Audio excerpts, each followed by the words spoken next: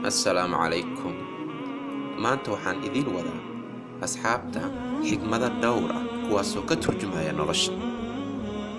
Xigmad waa erey Carabi ah, Soomaali ahaanna uu yahay murti, waana hadal waayo aragnimo ku dheehan tahay.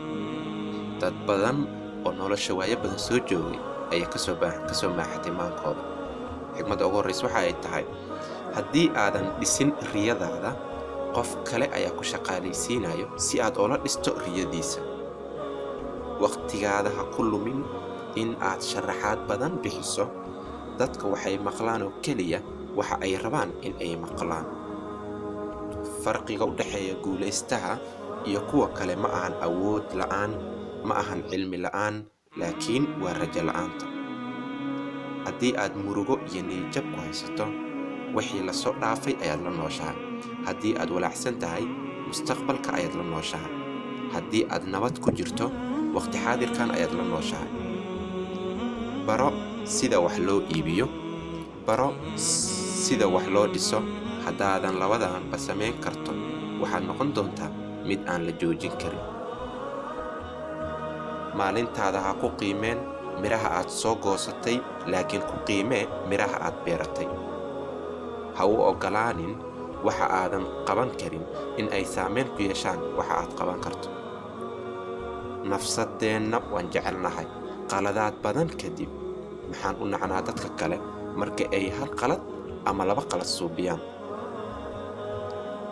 Ha isku dayin in aad noqoto nin guulaysta oo keliya, laakiin isku day in aad noqoto nin qiimo badan.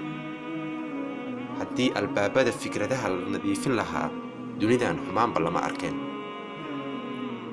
Alla ayaa garanaya waxa kuu fiican iyo waqtiga kuu fiican in aad hesho waxaas. Dhib ma lahan muuqaalkaada sida uu yahay. Markii aad qalbi qurxoon leedahay, waxaad tahay qofka ugu qurxoon dunida. Farxad ma helayaan kuwa ku guuldaraystay in ay ku shukriyaan nimcooyinka ay haystaan. Dheh alxamdulillaah waqti walba oo noloshaada ka mid ah. Markii aan hagaajino xiriirka aan Allah la leenahay, amuurahaada ayuu kuu fududeynayaa. Dabkii muusan gubin Nabi Ibraahim calayhi salaam. Mididii maysan dilin Nabi Ismaaciil. Nibirigii muusan cunin Nabi Yuunus. Baddii maysan laqin Nabi Muuse. Mar walba alla isku xir, alla ayaa ku difaacay. Haweeney qurux badan indhaha ayay u roon tahay, laakiin haweeney xijaaban qalbiga ayay u fiican tahay. Tan hore hadday tahay dahab, tan labaad baa ka sii qiimo badan.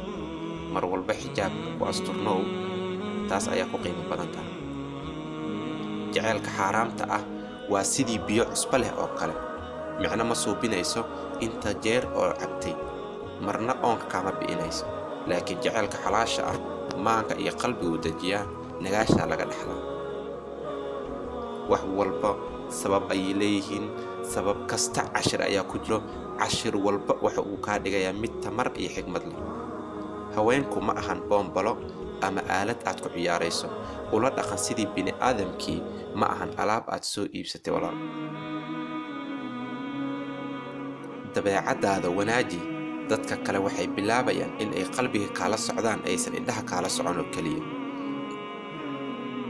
Dadka qalad way kaa fahmi karaan, laakiin uma baahnid in aad ka walwasho, waayo adiga waad ka warqabtaa qalbigaada. Allana wuu ogyahay waxaad damacsan tahay. Haddii aad rabto nolosha meel fog inaad ka gaarto, akhlaaq wanaagsan la imow. Sidoo kale naxariis u muuji qof walbood isbarataa. Marna ha ka daalin suubinta waxa wanaagsan. Micno ma suubinayso dadka kale waxa ay kaa sheegayaan. Horay u soco, ku dadaalka miro dhalanta arrintaas. Ugu dambeyntii, markaad ogaato nolosha in aan lagu waaraynin, waxaad noqonaysaa mid dulqaad badan, mid cafiin badan, sidoo kale mid dadka aanan xukminin. Mahadsanidin. maanta xigmadaha halkaas ayay ku eegayeen asxaabta. waxaan ka codsanayaa haddii channelka aad ku cusub tahay, subscribe saar, like, comment, share.